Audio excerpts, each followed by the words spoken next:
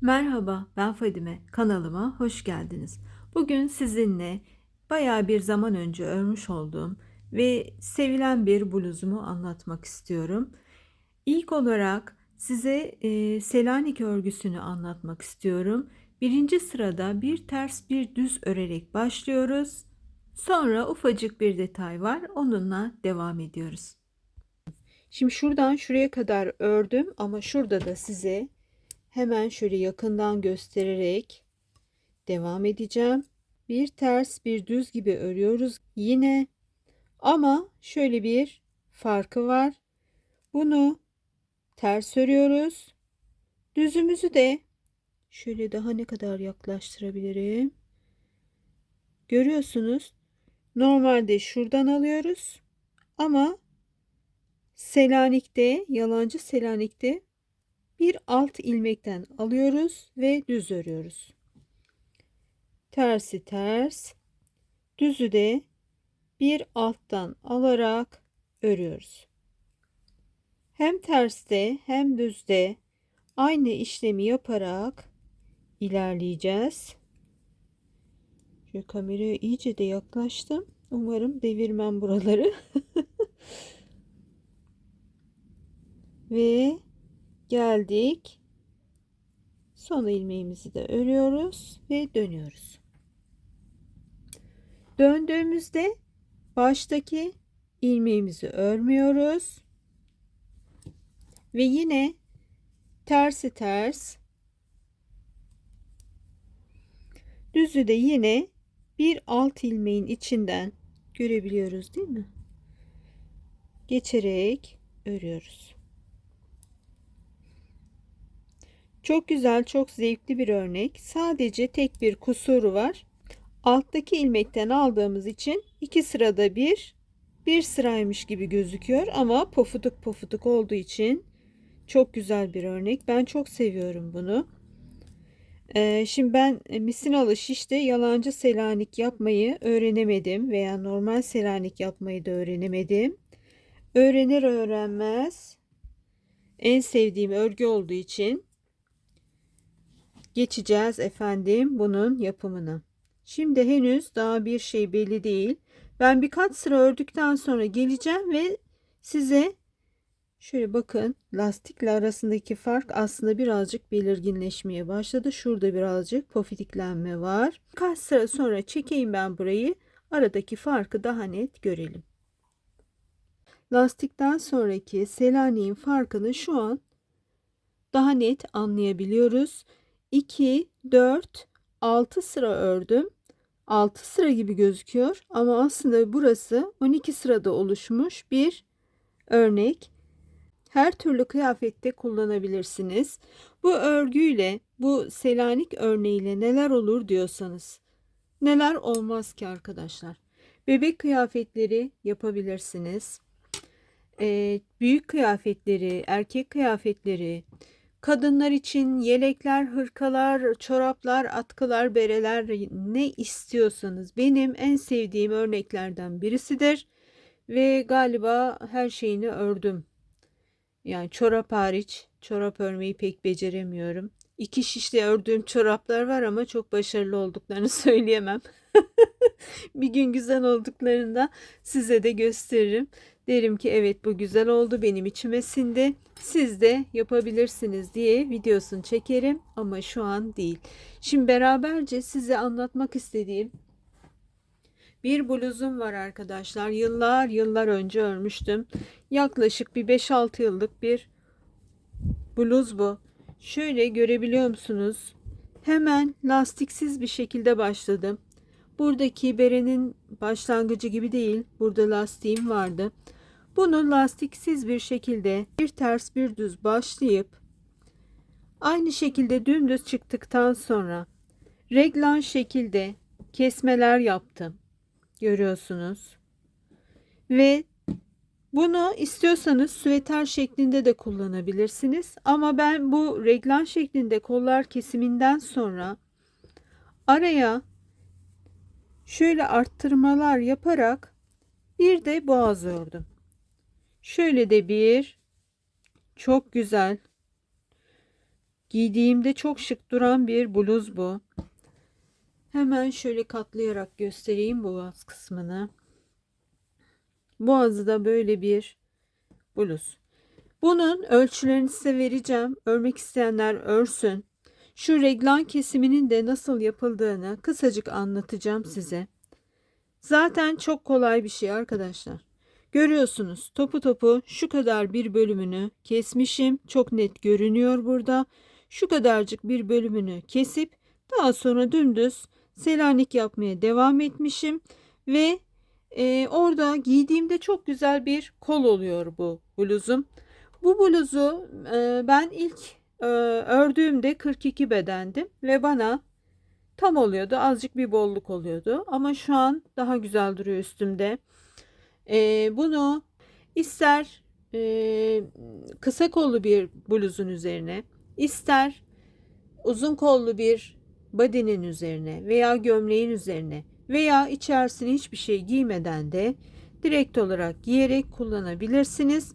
Ben şimdi ölçülerini hazırlıyorum ve dönüyorum.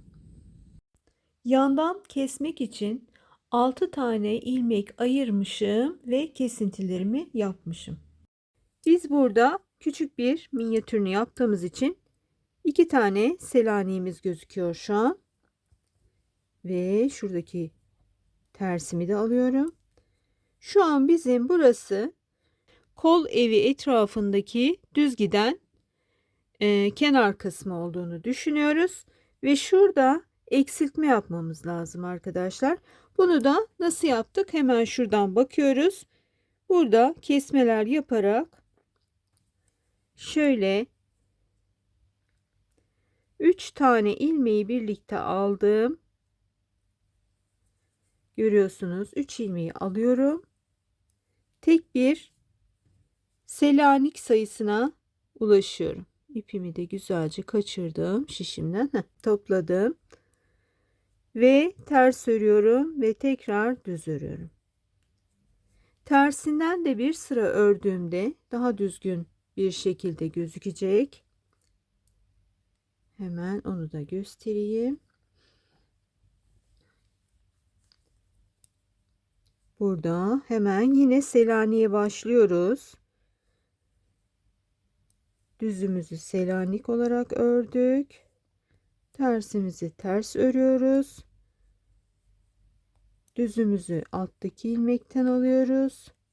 Ters, alttaki ilmek düz ve ters.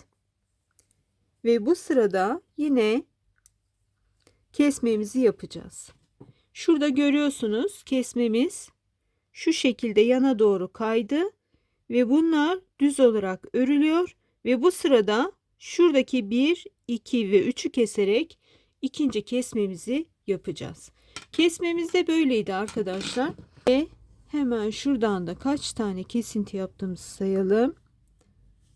Şunlardan belli zaten görüyorsunuz. 1, 2, 3, 4, 5, 6 ve 7. 7 tane Selanik'i kesmişim arkadaşlar. Görüyorsunuz. Arkaya da bakalım. 1, 2, 3, 4, 5, 6, 7, 8 ve 9. Önde 9 tane Selanik'i kesmişim. Arkada da 9 tane Selanik kesiyorum şurada. Önde 7 tane Selanik kesiyorum arkadaşlar. Eğer istiyorsanız bu kadar kesmek zorunda değilsiniz. Ama ben arkada önden daha fazla oyuntu olmasını seviyorum. Şöyle yüzücü kesim bir kol evi oluyor. Daha geniş ve öndeki genişlikte istiyorsanız orayı da arka gibi kesebilirsiniz. Ama ben şu öndeki görüntünün bunu gömleksiz bluzsuz giydiğim zaman göğsü güzel toplamasını sevdiğim için önü birazcık daha geniş yaptım. Ve şimdi ölçüleriyle geliyorum. Evet arkadaşlar ölçtüm, biçtim ve geldim. Şimdi bunu neden anlatıyorsun? Kaç yıllık kıyafeti bize niye şu an anlatma gereği duydun diyorsanız. Bunu beğenenler vardı ve benden anlatmamı istediler. Ben de tek tek kişilere anlatmaktansa toplu halde anlatayım. Soran kişi de oradan baksın, elinde bir belge olsun, açıp açıp seyrederek kolayca örsün istedim. O yüzden anlatıyorum. Bir de ben kıyafetlerimi kendim için örerken özellikle dikiş tekniklerinden yararlanıyorum. Kalıp çıkartma tekniklerinden yararlanıyorum. O yüzden de işte aynı şekilde olmuyor. Benden görüp örenlerin kıyafetiyle benimki aynı olmuyor. Burada pek mütevazı olamayacağım. Fena değilim, idare ediyorum. Örgünün çok ustasıyım diyemem. Bir şeyin ustası olmak gerçekten çok farklı yetenekler gerektiriyor diye düşünüyorum. Ben dikişin de çok ustasıyım diyemem. Benim bir patronum vardı. Çok pahalı Fransa'dan gelmiş bir ipeği bir ucu yerdeyken bir ucu da elindeyken kesip kuyruklu kabarık gelinlik dikti. Hiçbir kalıp olmadan, iğne olmadan ve ben o günden sonra hiç kimseye ben güzel dikiş dikerim demedim. Nasıl diyeyim? Kadın bir ucu havada, bir ucu yerde olan ipek, metresi kim bilir kaç lira, o kumaşı kesmiş, biçmiş ve çok da güzel gelinlik yapmış. Ben o günden sonra nasıl nasıl derim, ben çok güzel dikiş dikiyorum. Benim henüz öyle bir deneyimim yok. Öyle bir cesaretim de yok. Ben sıradan bir kumaşı bile havadan tutup kesemem. O yüzden haddimi bilirim. Fena değilim, idare ediyorum. Neyse, daha fazla uzatmadan detaylara geçelim arkadaşlar. Baştan sona Selanik olan, yaka bölümü de Selanik olan, hiçbir yerinde lastik olmayan bluzumuza veya süveter de diyebilirsiniz. Nasıl adlandırırsınız? Şimdi şurada arka ve önde bizim ölçülerimiz farklı. Hemen anlatarak başlıyorum. Şöyle bir görüntümüz var ve görünebiliyor mu? Evet. Ve şu arkada nokta nokta çizdiğim bölüm ön. Şu an burası arka. Arkada oyuntuyu fazla yaptım. Bu yüzücü kol denilen kol benim hoşuma gittiği için ve sportif bulduğum için kendim çok sportif değilim ama kıyafette severim. Kendimi de taşlamadan edemiyorum. Neyse, ön daha göğsü toparlasın ve dekolte olmasın istediğim için de önde biraz daha az oyuntu yaptım. Önü 76 ilmek başladım. Bir ters bir düz direkt olarak Selanik'e geçtim. 55 santim ördüm. Şurada rengimizi değiştirmek istiyorum kırmızıyla. Şöyle çizelim. Şurası arkadaşlar 55 santim yan uzunluğumuz. Bu bayağı bir uzunca bir kıyafet. Şu ışığım da benim. Şöyle yapsam daha mı iyi olacak? Işığım güzel olmuyor ama. Neyse, ben bu bölümün sonunda arkadaşlar burayı çok güzel çekip size koyacağım. O yüzden lütfen şimdi kusura bakmayın. Ekrandan yansıma yapıyor. Kağıtta da küçük geliyor ki çok güzel gözükmüyor diye buraya yazmaya karar verdim. Şimdi nerede kalmıştım? Şurası 55 santim. 55 santim hem arkada hem önde olacak şekilde yan uzunluğunu eşit yapıyoruz. Daha sonra arkada önce öne anlatayım. 76 ilmek başladık. 54 santim yaptık ve bu bizim bluzumuzun uzunluğu kalçadan aşağıda arkadaşlar. Bu bluz özellikle taytlarla çok güzel oluyor ve dar denim pantolonlarla da çok güzel oluyor. Ve İspanyol paçalar, üstü dar altı bol olan İspanyol paçalarla da çok güzel oluyor.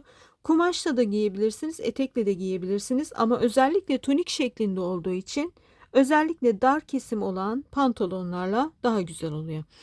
Ve 54 santim 55 santim düz ör demişim. Kola geldiğimizde kolda önü anlatıyorum. Hemen şöyle bakayım, ön arka. Şurası mıydı? Evet. Önde geldiğimizde kesintilere başlıyoruz arkadaşlar ve şuradan bir miktar ayırıyoruz. Benim ışığım ne kadar yetersiz bugün. Bir miktar ayırıyoruz. Şöyle görüyorsunuz. 1, 2, 3, 4, 5, 6 tane ilmek ördükten sonra kesintilere başlıyorum. Sağlı sollu kesintiler yapıyoruz ve önde 7 adet kesinti yapmışım. 7 tane 1 2 3 4 5 6 7 tane görüyorsunuz. Arkada da 72 ilmek başlamışım. 52 santim. Yani şuradan hemen bir hesap yaptığımızda benim kalça genişliğime göre örülmüş bir kıyafet bu. Göğüse göre örmedim uzun olduğu için. Toplam olarak 106 santim genişliği arkadaşlar bunun. Ve kaç beden olduğunu da kendi kalçanızı ölçerek bulabilirsiniz. Şurayı da tamamlayayım. Önde arkadaşlar 7 tane kesinti yaptıktan sonra düz olarak şuradan itibaren şuraya kadar kesinti yaptık diyelim. Arkadan gösteriyorum. Şuradan 7 tane kesinti yaptık. Şurası 10 santim düz çıkacak. Arka 72 ilmek, 52 santim, 55 santim düz örüyoruz. Yine aynen öndeki gibi. Kol kesintisine geliyoruz. 9 adet Selanik kesiyoruz ve düz olarak arkada şurası, hemen şöyle burayı da böyle kırmızıyla göstereyim. Burası 13 santim. Şimdi diyeceksiniz neden bir tanesi önde 10 yaptık, arkada 13 yapıyoruz? Arka enseye kadar çıksın istiyorum. Önde de birazcık aşağıda kalsın ki bu bizim yakamız boğuluyormuş gibi durmasın istediğim için farklı yaptım. Ve daha sonra şuradaki detaya gelelim. Ve yakada arkadaşlar oyuntu yapmadım. Dümdüz örüldü yakamız. Görüyorsunuz dümdüz kesimini yapmışım. Ve aralarda ilmek yaparak da şu yaka kısmına geçmişim. Yakamın genişliği 90 ilmek. Ve kaç santim yükseklik yapmışım? Yüksekliğim de 25 santim. Ve burası da Selanik arkadaşlar. Burada istiyorsanız lastik şeklinde de örebilirsiniz ama bütünlük olarak giyildiğinde çok güzel durduğu için ben bunu tercih ettim. Ve şu aralarda da 7 ilmek atmışım. Hemen şuraya geçiyoruz. Şurası